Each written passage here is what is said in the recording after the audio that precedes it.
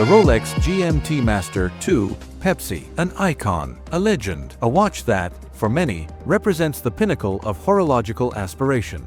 It's a watch that transcends mere timekeeping, it's a statement. But what's it really like to live with this watch day in and day out? Beyond the hype, beyond the Instagram posts, what's the real experience of owning and wearing this piece? Well, I've owned this particular Pepsi for over a year now, and I'm here to share my honest thoughts, the good, the bad, the surprising, and everything in between. I want to provide a perspective that goes beyond the usual review, a real-world assessment after a year of wrist time. This isn't just a review, it's my personal experience after a year on the wrist. We'll delve into the details, the quirks, the things you might not notice in a showroom. We'll explore the history, the design, and the cultural impact of this iconic watch. So, let's dive in. Let's start with the star of the show, the bezel. That vibrant blue and red combination, the Pepsi moniker, it's undeniable. It's what makes this watch so instantly recognizable, so universally desirable. It screams heritage and history, evoking images of Pan Am pilots soaring across continents. It's a winner, but here's the thing, this bezel is more than just a pretty face. That same popularity is also its biggest downfall, amplified by the internet age. Getting your hands on one at retail? It's like winning the lottery. And let's be honest, the hype and demand have, for some, given it a bit of a negative connotation. It's become less about the watch itself, the engineering, the craftsmanship, and more about its perceived value as an asset, a status symbol. This creates a barrier for true enthusiasts who simply appreciate the watch for what it is. The colors are fantastic, a perfect balance of vibrancy and sophistication, a nice pop without being over the top. The black dial provides a great contrast, not only highlighting the bezel's function as a GMT indicator, but also anchoring the overall design. But that ceramic, it's glossy, super glossy.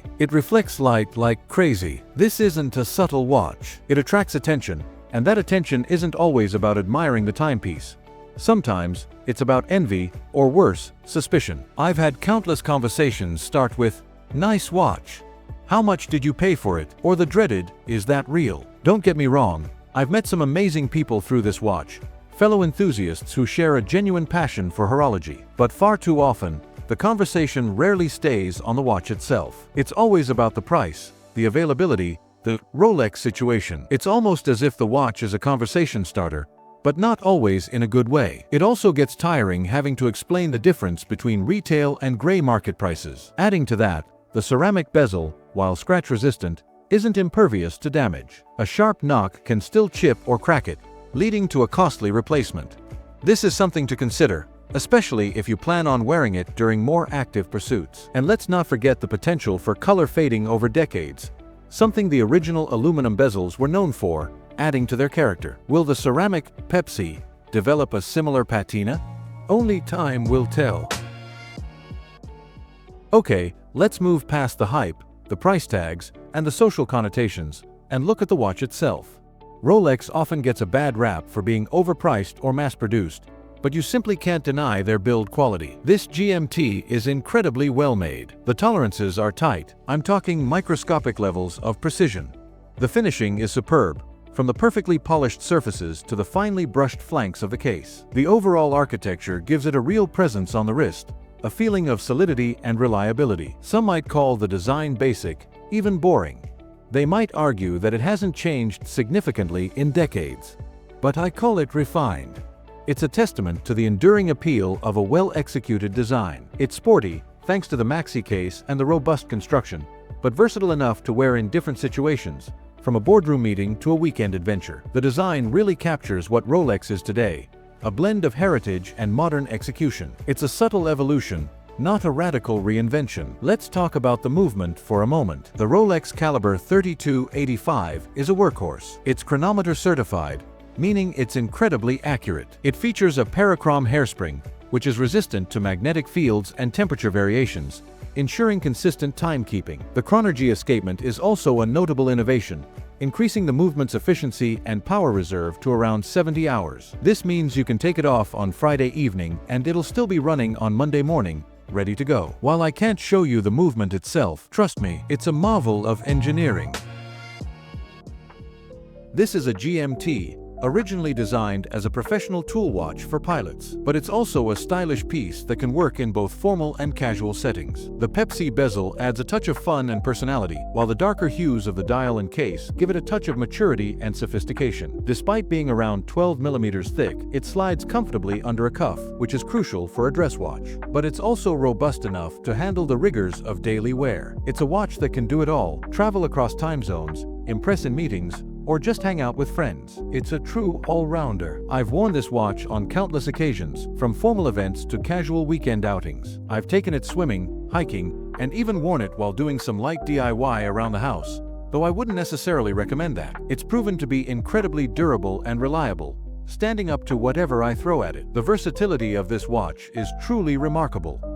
Now, let's talk about the bracelet. The Jubilee is an icon in itself. It's extremely comfortable, wraps around the wrist beautifully, and feels incredibly solid. I especially love how the end links seamlessly flow into the case. However, there's a slight issue: the case profile. It's quite flat, which gives the watch a boxy slab look. I don't mind it, but it can be a problem for smaller wrists. On my 6.5-inch wrist, there's a visible gap on either side of the case near the lug tips. It doesn't feel terrible, but it's there, and it's something to consider.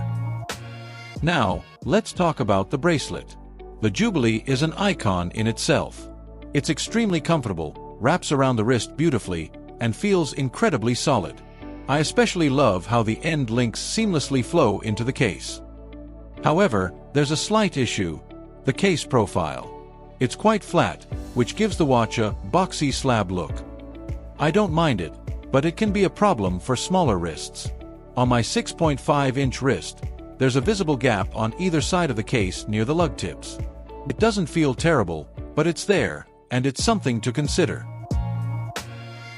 The elephant in the room is back, bigger and more imposing than ever. Let's talk about price. The secondary market for this watch is, frankly, insane. Prices are through the roof, often double or even triple the retail price. And honestly, in my opinion, it's not worth it at those prices. You can get a lot more horological value, craftsmanship, and exclusivity for the same money. There are countless independent brands, and even some established brands that offer exceptional watches with intricate movements and exquisite finishing for less than the gray market price of a Pepsi. If you can get it at retail, through an authorized dealer, that's a completely different story. At its current retail price, it's still a considered purchase, especially with the recent price hikes. However, at retail, it represents a reasonable value for what you're getting: a well-built, reliable, and iconic watch from a prestigious brand. I would only recommend buying at retail if you can manage to find one. Consider the alternatives. For the same money as a gray market Pepsi, you could buy a vintage Rolex Submariner, a Grand Seiko with a spring drive movement, or even put a down payment on a Patek Philippe Aquanaut. It really comes down to what you value in a watch. Are you buying it for the investment potential, the status symbol, or the pure enjoyment of wearing a beautiful timepiece? Your answer to that question will determine whether the Pepsi is worth the premium. So, after a year of owning the Rolex GMT-Master II Pepsi, what's the final verdict? It's been a complex and multifaceted experience. It's been a joy to wear a watch that's so iconic and instantly recognizable. It's reliable, versatile, and remarkably accurate. It adds a touch of color and personality to any outfit, and it's a damn good-looking watch that seamlessly blends heritage with modern design. However, it comes with stigmas, baggage, and expectations. Owning a Rolex in today's world isn't always easy, especially a highly sought-after model like the Pepsi. I've definitely experienced some negative comments, skeptical glances, and even accusations of being a Rolex flipper, which can be a bit disheartening and frustrating. But despite all that, it's a watch I'll continue to enjoy. It represents personal achievements, the people I've met through a shared passion for horology, and the journey I've been on as a watch collector. It's more than just a watch. It's a reminder of my own personal story. Outro. So, what are your thoughts on the Rolex GMT-Master II Pepsi? Do you own one? Have you had a similar experience? Or do you think the hype is completely overblown? Let me know in the comments below. I'm always eager to hear your perspectives, whether you're a seasoned collector or just starting your horological journey. If you enjoyed this video, found it informative, or even just mildly entertaining, give it a thumbs up and consider subscribing for more watch content. I'm planning on doing more in-depth reviews, comparisons, and explorations of the world of watches. Thanks for watching, and I'll see you in the next one.